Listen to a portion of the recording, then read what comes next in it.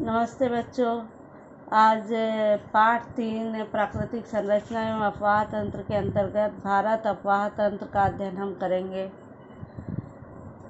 उद्गम क्षेत्र के आधार पर भारत की नदियों को हिमालय एवं प्रायद्वीपीय नदियों में विभाजित किया जाता है। हिमालय से बहने वाली नदियाँ जो पश्चिम की ओर बहकर जा रही है और कुछ पूर्व की ओर, जिनमें जाकर कुछ भारतीय द्वीपकल्प पे उगम पाने वाली नदियाँ मिलती है, तो उन्हें हम हिमालयन नदियाँ कहते हैं। और प्रायद्वीपीय नदियाँ तो जो प्रायद्वीपीय भाग पर उद्गम होता है और जो अरब सागर और बंगाल की खाड़ी में जाकर मिलती हैं।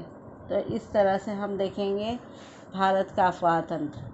हिमालय की नदियाँ। हिमालय की अधिकांश प्रमुख नदियाँ विविध हिमानियों से प्रारंभ होती है, इसीलिए उनमें ग्रीष्म काल में भी जल का वृहद निर्वहन होता है, क्योंकि गर्मी में भी वहाँ पानी पाया जाता है, क्योंकि बर्फ़ पिघलती है तो वो पानी उसमें आता है।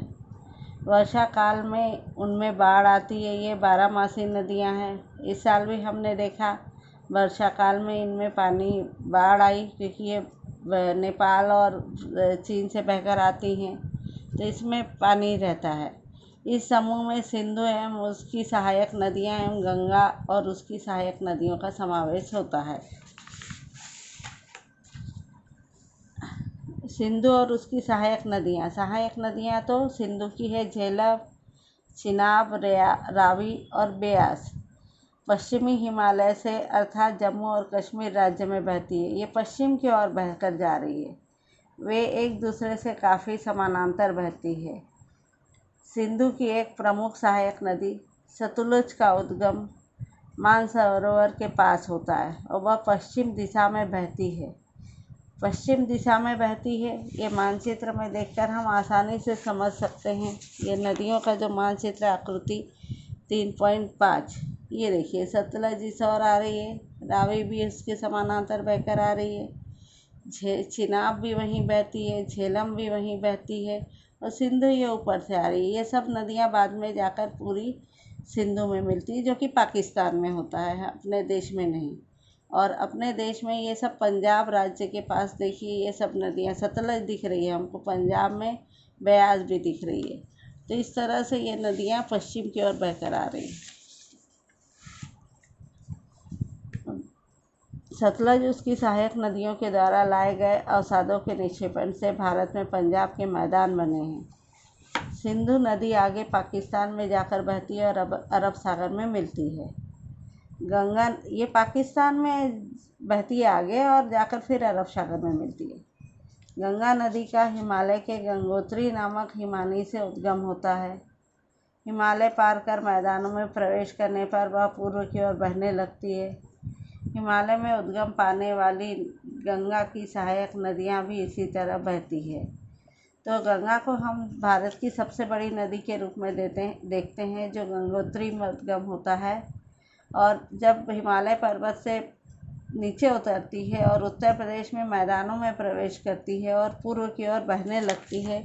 ये गंगा नदी जो है, ये देख रहे हैं हम, गंगा नदी बह रही है इस तरह से। तो यहाँ हिमालय से उद्गम होने के बाद जब वो गंगोत्री से होता है, वो नीचे जब आती है तो मैदानों में, फिर मैदानों में जब जाती है नीचे की ओर, पूर्व की ओर मुड़कर बंगाल की खाड़ी में, तब अनेक नदियाँ उसमें आकर मिलती है।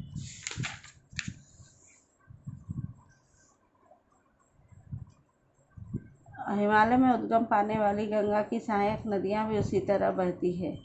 गंगा की एक प्रमुख सहायक नदी यमुना का उद्गम यमुनोत्री में होता है। गंगा की एक और बड़ी सहायक नदी हिमालय के उत्तरी भाग में बहती है और हिमालय को पार कर भारत की सीमा में प्रवेश करती है।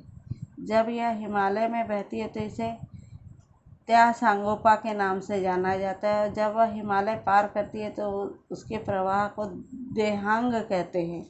ये देखिए गंगा नदी जो है, ये गंगोत्री जो हम देख रहे हैं, यहाँ से यमुनोत्री का भी उद्गम ऊपर से हुआ है, जो गंगा की प्रमुख सहायक नदी है, ये जो बहकर आ रही है। और यहीं जो है राकाश सरोवर में झील के पास देखिए मानसरोवर पर, यहाँ पर तीसरी नदी जो बताया है, ये बहकर आ रही है त्यासांगपा। ये चीन में त्यासांगोपा के नाम से प्रसिद्ध है। जब भारत में अरुणाचल प्रदेश में प्रवेश करती है तो उसे दिहांग बोलते हैं और आसाम में उसे ब्रह्मपुत्र के नाम से जाना जाता है। तो इस तरह से ये 3 बड़ी नदियां हैं जो मानसरोवर के पास राकाज झील में उद्गम होता है इनका।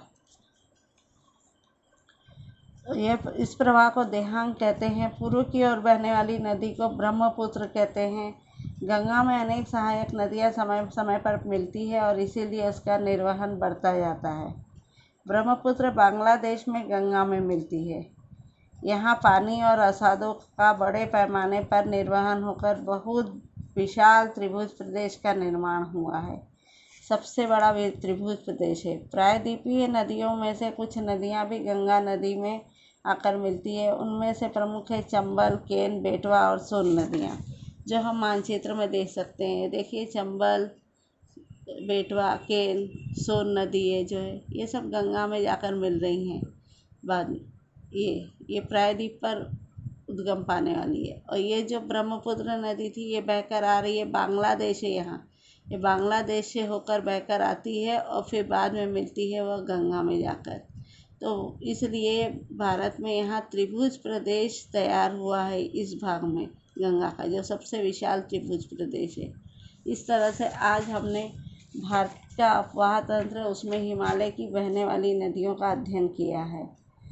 धन्यवाद सुनने के लिए।